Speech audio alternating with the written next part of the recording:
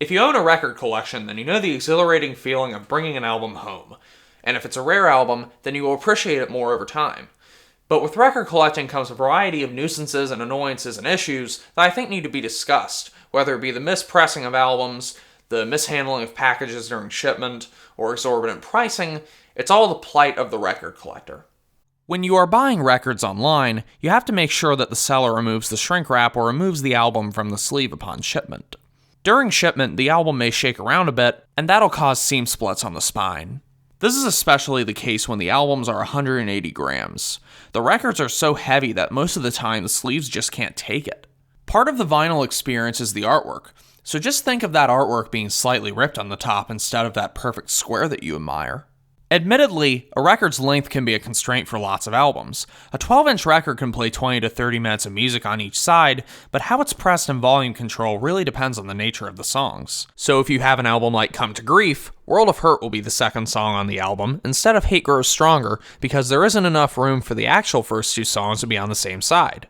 But then you run into albums that have to leave off songs and bonus tracks due to space constraints. The original pressing of the Great Southern Trendkill left off Suicide Note Part 1. Blasphemy, right? Then it gets really annoying when the CD counterpart or a downloadable version of the album has songs on it that the vinyl won't have, and you think, "Gah, I gotta buy this again." So why not just press 2 LPs on it instead of 1 to fit everything? Well, that costs more for the manufacturer, and it costs more for the consumer.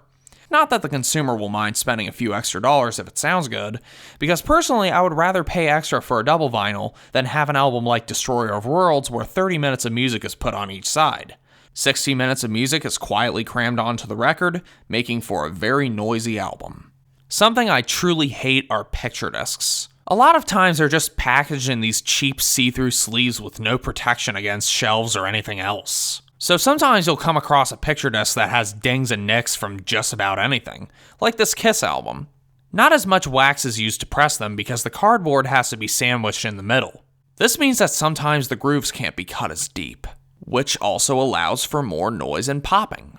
It even says right on the back of the limited edition Boston album, the sound quality of this picture edition is not comparable to the conventional edition, as if they're self-aware that the sound quality sucks. The technology has gotten better, so sometimes I get surprised at the sound quality of picture discs, like the Slayer album. Not only does it sound good and clear, but it's also housed like a conventional album. Colored vinyl is often considered noisier and slightly inferior. Well, it's pressed with the same amount of wax as a black record, so at the very least it's not as hard on the ears as a picture disc. The black wax pellets used to press albums are specifically designed to make records. Its higher carbon content allows it to last longer, and the black helps detect scratches better than on a clear record.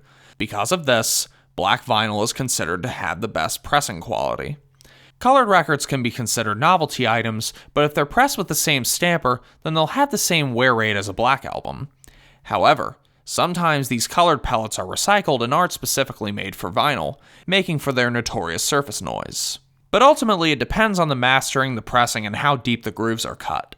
You could have a really thin black record that's noisy, while there's a thicker colored record that just blows it out of the water. A big crime to commit is using CDs as the masters for vinyl. If it's a digitally produced album, then you can use the uncompressed files as masters, no problem.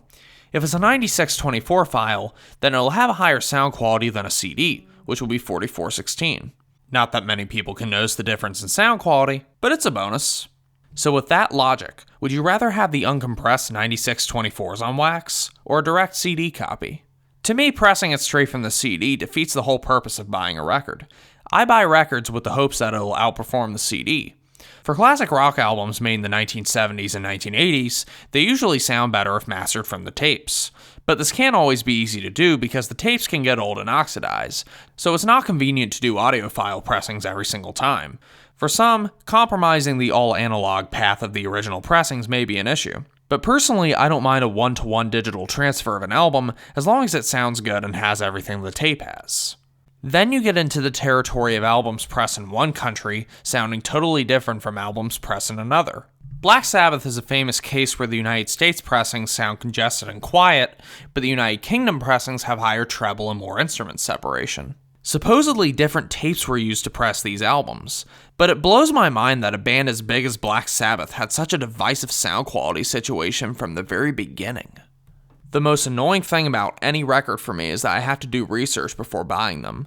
I can't just walk into a store and blindly buy an album anymore, because the records could be sourced from CDs, have pressing issues, be missing songs, or the contents of the music could be altered.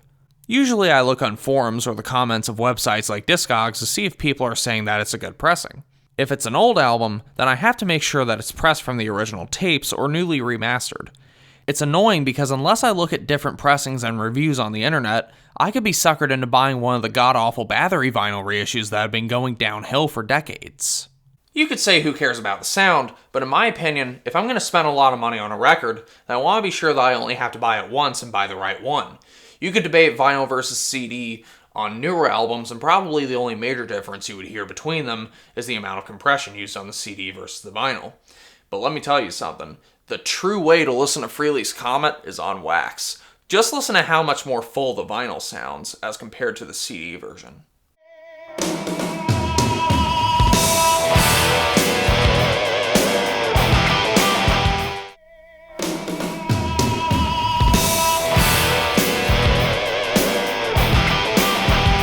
An issue that evolves is vinyl scarcity and demand, leading to exorbitant pricing.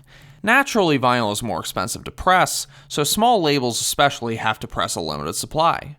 Suppose an album gets 500 copies pressed, and you weren't even a fan of the album until years after it came out. If you want it on vinyl, then you're going to have to shell out some extra cash for it. On the flip side, if you are anticipating the release, you better be sure to buy it quick before it sells out. Sometimes you get people who buy limited editions of records on record store day just to jack the price up later. This is the downside of being too late or buying something at the wrong time, but it can also be a feeling of accomplishment knowing that you own an expensive album. As a vinyl enthusiast for many years, I can tell you that looking at a wall full of albums is very pleasing to the eye. Sometimes going through these puzzles to find the right pressing can be fun and make for great record stories. I can tell you a lot of great stories about all these records behind me, and that makes me like them even more. So buy carefully and you can create your own record stories.